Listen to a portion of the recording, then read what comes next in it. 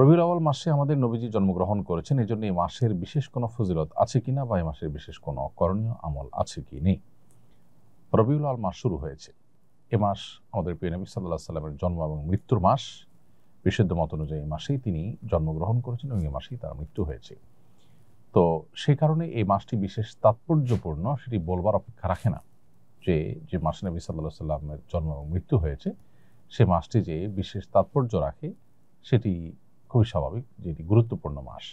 কিন্তু এর বিশেষ কোনো ফজিলত, পৃথক অন্য মাসের থেকে এর আলাদা কোনো মর্যাদা এবং এই মাস উপলক্ষে বিশেষ কোনো করণীয় আমলের কথা কোরআন অথবা সুন্নাহ আমাদেরকে কোনোভাবেই নির্দেশ করেনি। অতএব নবী সাল্লাল্লাহু আলাইহি সাল্লামের জন্ম মাস বা তার ওফাতের মাস হিসেবে এই মাসটি আমাদেরকে হয়তো নবী সাল্লাল্লাহু আলাইহি সাল্লামের কথা স্মরণ করিয়ে দেয়, তার দুনিয়াতে আগমনের কথা, তার ওফাতের কথা আমাদেরকে স্মরণ করিয়ে দেয়। কিন্তু তাই বলে এই মাস উপলক্ষে আমাদের কোনো করণীয় নির্ধারণ কোরআন হাদিস আমাদের জন্য করেনি। সেই জায়গা থেকে আমাদের এই মাসকে কেন্দ্র করে নিজেরা কোনো আমল বানিয়ে নিলে সেটি বরং বিদআতে পর্যবসিত হতে পারে, সেদিকটি আমাদের খেয়াল রাখতে হবে। রবিউল আউয়াল মাস উপলক্ষে বাইতুল মুকাররমে প্রতি বছর ইসলামী বইমেলা অনুষ্ঠিত হয়। নবীজির জন্ম মাস উপলক্ষে এ ধরনের আয়োজন এর শরীয়ী বিধান কি? এটা মৌলিকভাবে কোনো নাজায়েজ বিষয় না, বরং দিন চর্চার জন্য বিভিন্ন উপলক্ষ খুঁজে দিন চর্চা করা, দিন ইলম চর্চা করা, এটা কোনো খারাপ বিষয় না।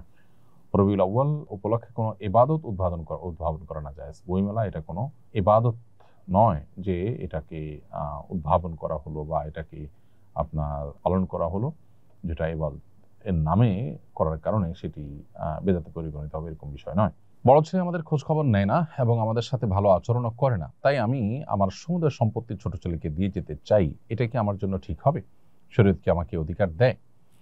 সন্তানদের মধ্যে যে সমতা বজায় রাখা সম্পদ দেওয়ার ক্ষেত্রে, এটা অনেক উলামা ইকরামের মতে ওয়াজিব। কারণ নবী করিম সাল্লাল্লাহু আলাইহি ওয়াসাল্লাম এক সাহাবী ক্ষেত্রে যখন হেরফের করেছেন তাকে কিন্তু তিনি ভর্ৎসনা করেছেন এবং তিনি নির্দেশ করেছেন আ'দিলু বাইনা আওলাদিকুম ইত্তাকুল্লাহ ওয়া'দিলু বাইনা আওলাদিকুম, তোমরা আল্লাহকে ভয় করো এবং তোমাদের সন্তানদেরকে কিছু দেওয়ার ক্ষেত্রে তোমরা সমতা বজায় রাখো এবং ইনসাফ করো। এর বিপরীতে ফুকাহায়ে আহনাফের মতে এটি উত্তম, তবে ওয়াজিব বা ফরজ নয়। তো এটার উপর ভিত্তি করে যদি কোনো সন্তান ফাসেক হয়, ভুল পথের যাত্রী হয়, ভ্রষ্ট হয়, খারাপ হয়, তাহলে বাবা মা উপহার উপঢৌকন দেওয়ার ক্ষেত্রে তাকে যদি খারাপ সন্তানকে যদি কোনো কিছুই না দেয়, সেক্ষেত্রে ফুকাহা হানাফি উলামা ইকরাম সেটিকে জায়েজ বলেছেন, যেমন মুফতি শফি সাহেব রাহিমাহুল্লাহ এটিকে জায়েজ বলেছেন, কিন্তু আর উলামা ইকরাম এটিকে জায়েজ বলেন না এবং অন্যান্য উলামা ইকরাম এটিকে জায়েজ বলেন না। কারণ সন্তানকে সম্পদ দেওয়া এটা বাবা মার কর্তব্য। আল্লাহ তাআলা যে হিস্সা ঠিক করে দিয়েছেন সেটা আল্লাহর দেওয়া নির্ধারণ, আল্লাহ ঠিক করে দিয়েছেন। অতএব এটা ফরজিয়াতুম মিনাল আল্লাহ, আল্লাহ নির্ধারণ, এটাকে লঙ্ঘন করার কোনো সুযোগ বাবার নেই।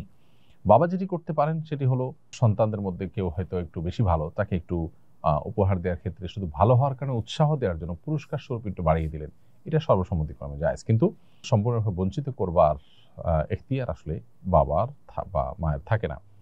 কারণ আল্লাহ এখানে নির্ধারণ করে দিয়েছেন, আল্লাহ তাআলা সম্পত্তি থেকে মাহরুম করবার অপশন রেখেছেন যদি কাফের হয়ে যায়, সন্তান মোরতাদ হয়ে যায় সেই ক্ষেত্রে। তা না হলে আল্লাহ তাআলা সে অপশন কিন্তু রাখেননি।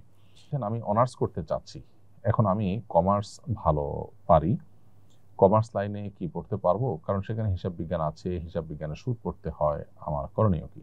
আমি এই পড়া শেষে কি হালাল চাকরি করতে পারবো? ভাই ইমরান, এই পড়া শেষে আপনি হালাল চাকরি করতে পারবেন, সেটা সন্দেহভাবে আপনার জন্য জায়েজ হবে। আর সুদের হিসাব কষা টষা এই বিষয়গুলো যদি আপনি এ উদ্দেশ্যে শেখেন যে আসলে কি পরিমাণ সুদের চর্চা আমাদের শিক্ষার নামে আমাদের পাঠ্যপুস্তকে, আমাদের শিক্ষা কারিকুলামে আছে, সে সম্পর্কে আপনি জানলেন এবং এটার প্রতি আপনার ঘৃণা তৈরি হলো এবং অন্যদেরকে সতর্ক সচেতন করতে পারলেন, তাহলে সেক্ষেত্রে আপনি পড়তে পারেন। যদি আপনার উদ্দেশ্য হয় যে এটা শিখে আপনি সুদী প্রতিষ্ঠানে চাকরি করবেন, তাহলে সেটা আপনার জন্য নাজায়েজ হবে এবং গুনাহের কাজ হবে। এহরাম অবস্থায় ইচ্ছাকৃতভাবে সুগন্ধি ব্যবহার করা নিষেধ, কিন্তু কাবা শরীফের দরজার চৌকাঠ বা গায়ে সুগন্ধি লেগে থাকে, কেউ যদি অবশেষে দোয়া করার জন্য সেটা ধরে এবং তার হাতে সামান্য সুগন্ধি লেগে যায়, তাহলে এতে কোনো গুনাহ বা উমরার ক্ষতি হবে কিনা? উত্তর হলো, সামান্য সুগন্ধি যদি লেগে যায় ইচ্ছার বাইরে তাহলে গুনাহ হবে না, তবে সাদকাতুল ফিতর পরিমাণ সাদাকা করে দিতে হবে ইচ্ছার বাইরে যদি লেগে যায়। তাহলে দোকান উদ্বোধনের সময় সমাজে প্রচলিত মিলাদ পড়া জায়েজ হবে কিনা? দোকান উদ্বোধনের সময় বিসমিল্লাহ বা আল্লাহর নাম নিয়ে আপনি শুরু করবেন, যে কোনো ভালো কাজ আল্লাহর নাম নিয়ে শুরু করলেই যথেষ্ট হয়ে যায়। এই ছাড়া আপনি দোকান উদ্বোধনের নামে যদি প্রচলিত মিলাদের আয়োজন করেন, তাহলে সেটা শরীয়ী দৃষ্টিকোণ থেকে কোনো জায়েজ কাজ হবে না, বরং বিদআতে পরিগণিত হবে। নবী করিম সাল্লাল্লাহু আলাইহি সাল্লাম বা সাহাবায়ে কেরাম কারোর মধ্যেই কিন্তু এরকম কোনো আমল পাওয়া যায় না যে তারা কোনো ঘর বাড়ি উদ্বোধন করার জন্য কোনো বিশেষ আমল করে তারপরে বিশেষ কোনো আনুষ্ঠানিকতা করে এ জাতীয় কোনো কিছু করে তারা উদ্বোধন করেছেন, এমনটি পাওয়া যায় না। আস-সুন্নাহ ফাউন্ডেশন, উম্মার স্বার্থে সুন্নাহর সাথে।